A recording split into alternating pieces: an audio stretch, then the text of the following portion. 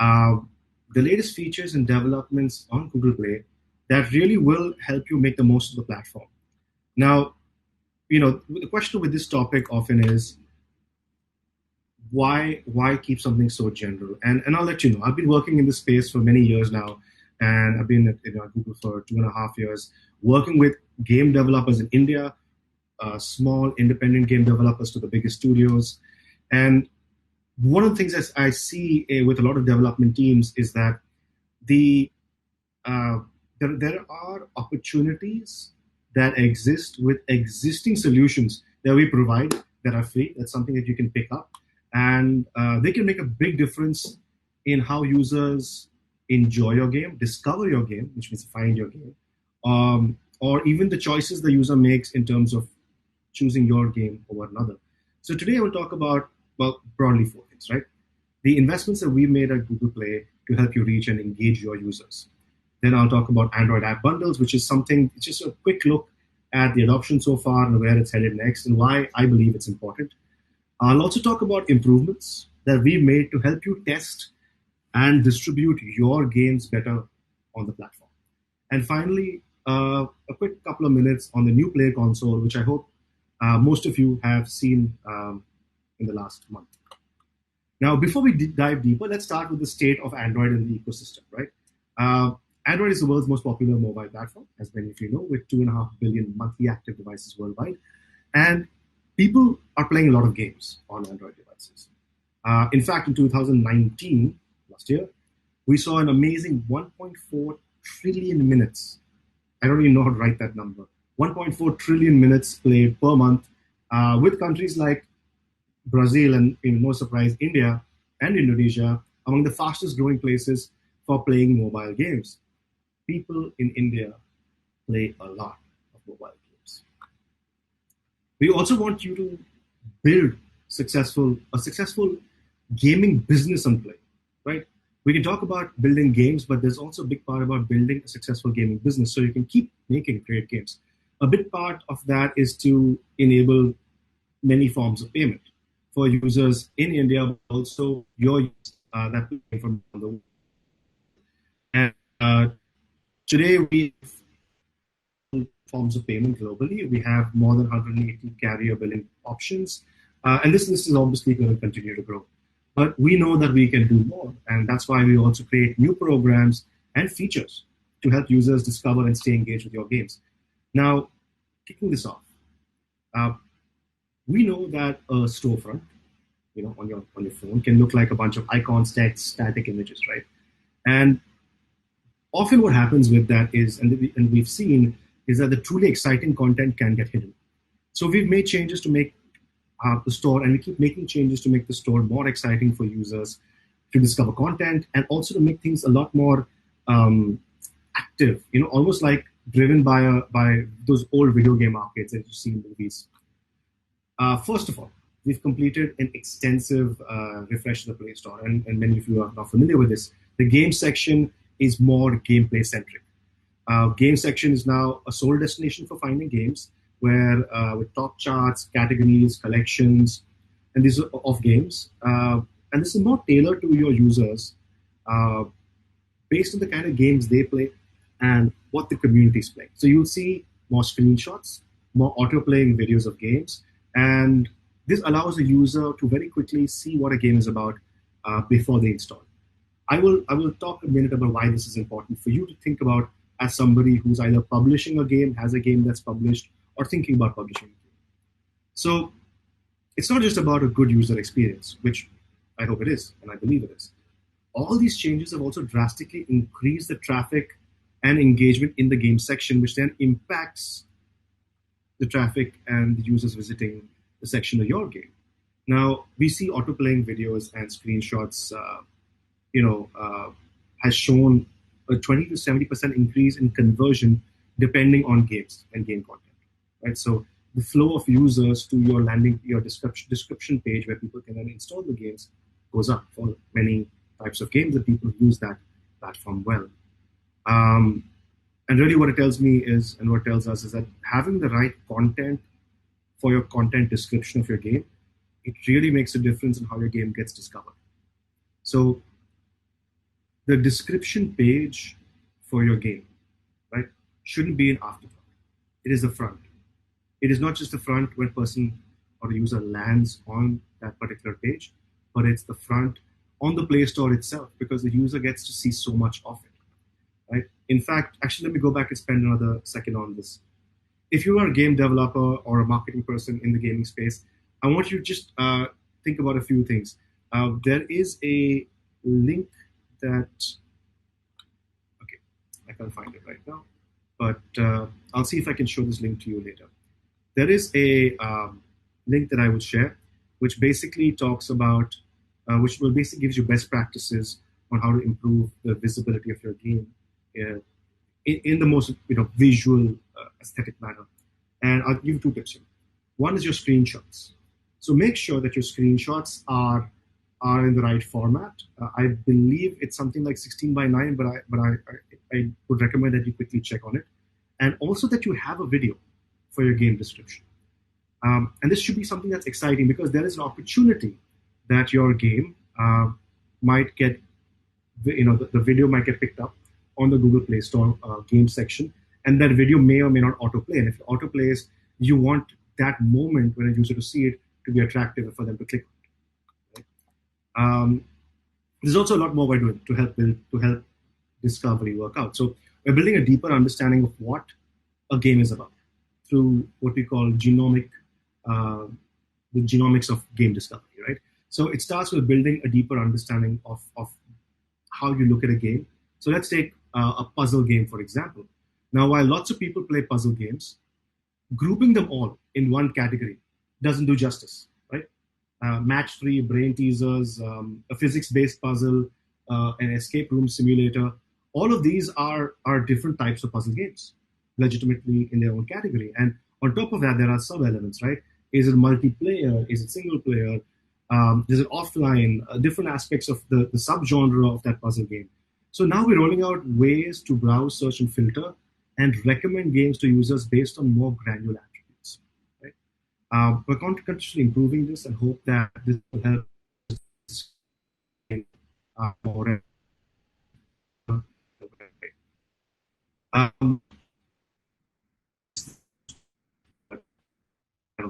I think it's fairly self-explanatory. Now, another key focus area of game discovery is increased focus on quality. In fact, we've updated our featuring and ranking logic to further prioritize high-quality games with strong technical performance and definitely engaging content.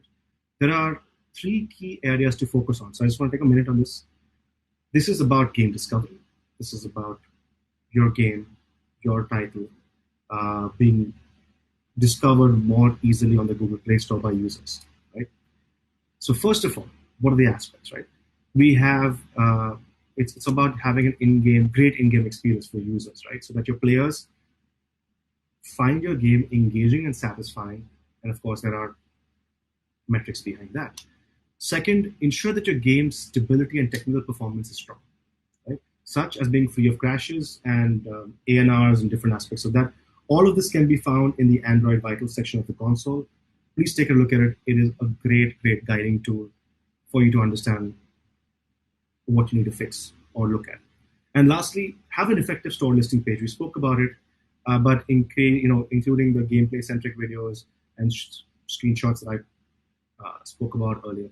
So there is a link on the side of the page here, and please take it down if you have a minute, if you can right now or remember it. And please take some time to read the details on the action items that you can take to improve the quality of your game. The next major focus area, in 2020 was the Android app bundles. If you're still not familiar with it, app bundles is our recommended way of publishing on Google Play. With app bundles, basically what you can do is you can publish a single artifact to play, and it contains all your code and resources that your game needs, right? So on top of that, we've built, which is something you might be familiar with, the Play Asset Delivery system. So app bundles have been around for about 2 years, and upwards of 40% of the top apps and games on Google Play use it. So it's a modern format. It replaces the traditional monolithic APK publishing system. The app bundle basically allows you as a developer to package all your languages, screen densities, device architecture onto a single artifact, right? And it's not installable directly. Instead, what happens is Play takes care of generating multiple APKs optimized for each requesting device. And then all that just comes out from the single bundle that you publish. We've extended the app bundle format, in fact, to include new delivery content constructs, new delivery constructs for games, the asset packs. Now, an asset pack is essentially a container, with no code, and it can be very large. This container essentially you can add all your assets. You can add your graphical textures, your meshes, your multimedia files, shaders, whatever you want. And we think this is a better way and more efficient way for you to publish your app. It makes your app size smaller. It helps you reach users better. We, in fact, at some point in the future, you can take some time and look up some of the resources we have on how to use asset packs and app bundles. So asset packs are packaged in the app bundle together with your binary. So you can publish one single artifact to Play, and that contains everything your game needs. In fact, many games are already implementing app bundles. We have some of the more famous games that you can see on your screen, including some very successful games from India that have utilized this to reduce size in certain aspects. Right? So as we continue to improve app bundles, we expect it to become a requirement for all apps, right? And it'll be sometime in 2021. So if you haven't made the switch yet, now is a great time to do so. In addition to app bundles, there are other tools to help you build games better. And I'm going to try to take a little time to cover some of them today. Right? Now, let's look at these other investments that we have made in games. Last year, we announced that pre-registration was available for all developers on Google Play, and hundreds of millions of users registered for upcoming launches that year. Basically, the idea behind it is that your biggest fans, or people who are excited about your game, want to get the game on launch day. So in 2020, we rolled out day one auto installs for pre-registered users. That use that pre-registration to either modify launches, or if they so like, they can select it so that the game is auto-installed on the day that you launch the game, right? So that, if you think about it, you see something interesting, whether it's an interesting IP or interesting title or something that's built up some hype, and the user clicks on it, the game is still maybe 3 to 4 weeks away from actually releasing, but they can select and say, hey, whenever this game comes out, auto-install from my device. And that's what will happen. You'll get a new player, a new user that way, the day you release your game. Right? It won't just be a notification, it'll be a new user for you. Now, the other important thing that I like to talk about is, and this is because it becomes to an extent required by 2021, next year. As you know, each year we announce, we hope to announce a new version of the Google Play billing library. This year we announced Google Play billing library 3.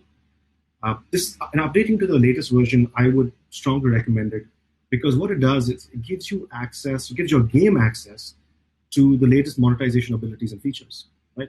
And when I say gives your game access, essentially gives your users access to better ways to make a transaction in your game. Now, your players in certain countries, I'm sure many of you have players across the world, these players can make, even in countries like Indonesia, Malaysia, Japan, and Mexico, these players can make in-app purchases with cash in those countries. Players can now redeem offers with promo codes that you set up. And you can also express in-app purchase discounts or sales information in the Play checkout experience so that it matches your in-game storefront. Right?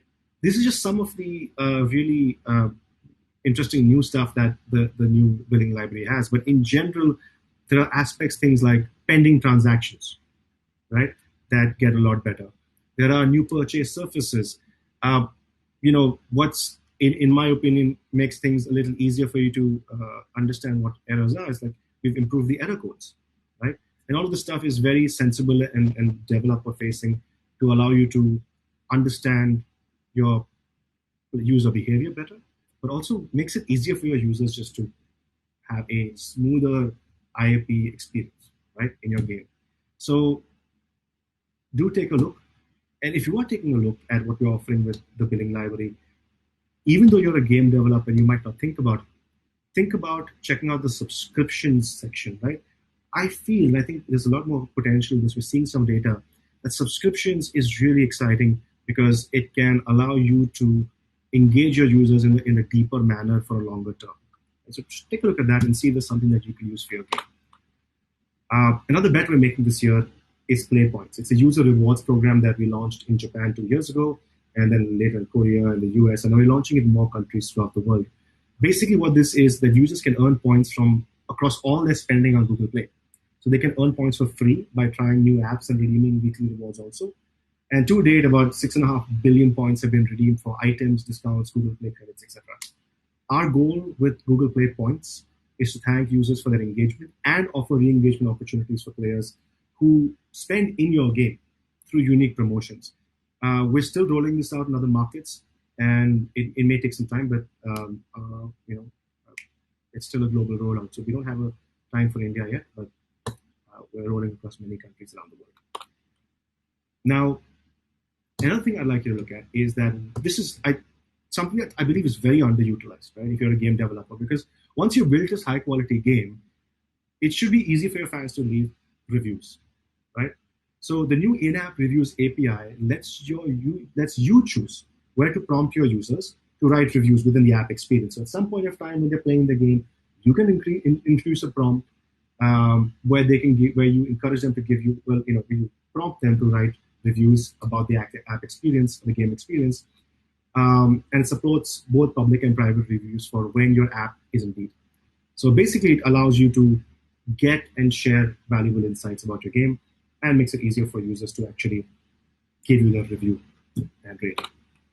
Now, another thing I'm personally very excited about is the new friend system that Google Play Games allows players to create, which is basically they can create their own friends list of common friends, and this can be used on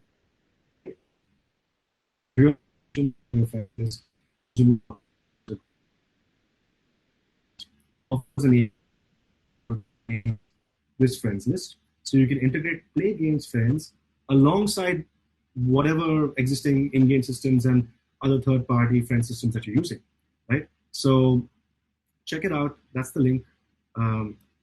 More details on that. Now, and I think we have enough time, so I'm going to take a couple of minutes more on the new Google Play console, right?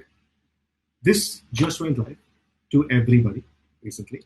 The beta rolled out throughout the year, and then now everybody has access to it because it has, well, at last check, and this number is probably a few months old, over 900,000 individual monthly console users. And this includes developers of all sizes, massive developers, indies, one man, one woman studios. The console has grown, right, over the years. It's got various features and functions, and understandably, it's gotten complex. So knowing that, what happened was we understood that, we spent some time understanding how you run your business, and so we redesigned the console from the ground up. Let's see if I have. There we go. So this month, as you know, the console went on to everybody, and we really want this console to help you find, discover, and understand the features, the information you need to build successful games and successful business. I'm thinking the word a successful business on Google Play, right? So we've made a number of changes that you may have already seen, but in case you haven't, let me give you a quick preview. So one is the UI and UX have improved significantly, right? So the responsive design to better organization of information. The other is we also have new features, including a release overview, policy status and app content, in inbox from Play, and an education page, education section, right? So just walk you through a few quick examples. For example, the new release overview gives you a snapshot of all your tracks. So you can see information about your internal tracks, your closed tracks, your open testing tracks, and your production tracks all in one place. This is really good if you are a team, which I hope you are, that aggressively uses the testing system to get the best out of your game. Right? There's a new policy status and app content sections, right? And these sections make it easier for you to provide the information, all the information Google Play needs to confirm that your apps are in compliance with policies. So do take a look at that. I believe it's a very powerful set of sections. And we've also heard that often you just want to go straight to the feature that you want. Right? That's why we've got the console-wide unified search, which will basically encompass all these features, health resources, and metric definitions. You search what you want, pops up, click, go straight there. And of course, we've also redesigned the acquisition reports, right?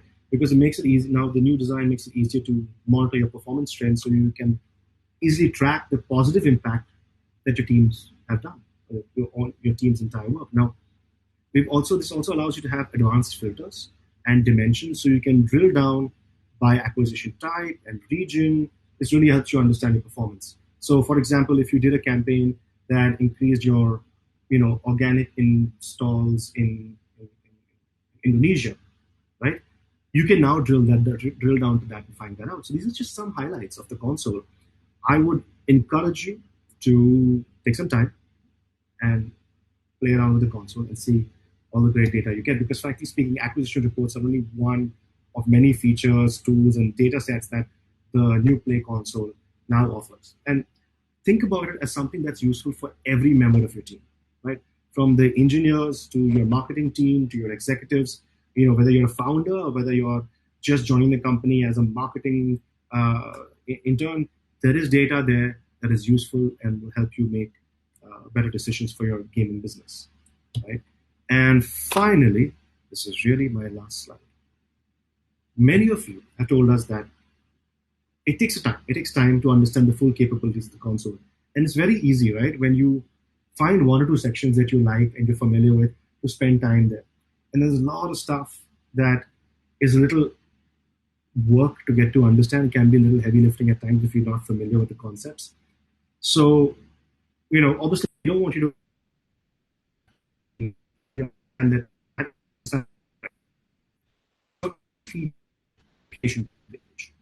right? And that tells you what the feature is, how it can help you, and also the best practices for using it. And these pages are available without sign-in. So you can just share that info with your colleagues who don't use the console, and hopefully that encourages them to use the console. And, just keeping this link up. This is the link. I will leave it here. My next slide just says thank you, but I'm going to end my presentation here. And here's your link. Alrighty then. Hey, Sharan. Hi. Hi. So, thank you so much. That was a great insight about the new console and API reviews and everything. So, I think the audience have got a lot of insights from you. Thank you so much for joining us today. And we have a few questions from the audience. I can answer them if you have the time. I have picked, yeah. So there is a question from audience. How important is to add multiple languages to your game? Good question. Very honestly, depends on which region. My recommendation is based on the data I've seen and the success I've seen from other games, that if you're going to specific markets across Europe, definitely get localized. Latin America, definitely get localized. India, for now, I think some localization is important, but you really have to think about where your users are coming. So if you're an indie game developer, start with English, see how that goes. Ask users if they want other languages, because your users can come from anywhere, and I understand it's an expense to add an additional language. So in India, consider it. In other countries, it's a no-brainer. Please localize. Nice. So there is another question. I think Sharan, you can have your camera on, and I can. Okay. Should I put my screen off? Is that fine? You can have your video. I mean, yeah, screen off should be okay. So I can look at the discussion. Yeah, absolutely. Yeah. So there is another question. Does billing library support or will support subscription or recurring payments? So yes, subscriptions is supported. Recurring payments in certain forms of payments in India, which is like credit card based on whatever guidelines there are. It does work. In other countries where recurring payments or recurring things are allowed, that does work in subscription. That's perfectly fine and normal out there. So yes, the answer to that is subscription is supported, and there is a massive set of tools under subscriptions. It's really uh, very very cool stuff. You should take a look at. Amazing. Do you want to pick any questions, I can, Sharan? I can definitely do that. So I see somebody saying, do you see IAP increasing in India? It is Yes. viable. Yes, yes, yes, yes, yes, yes, yes. To be very honest, I think IAP is an incredibly viable, of course, form for globally. But in India, there are for sure games that are becoming very, very successful and reasonably profitable with the right game loops and then the game monetization loops. So those two are super important, right? Um, will this talk also be uploaded to YouTube along with other talks from this event? I'm not sure. I'll ask Yes, yes. Vaishnavi that. Alrighty. Um, somebody had issue with implementing in-app review API in the Unity game.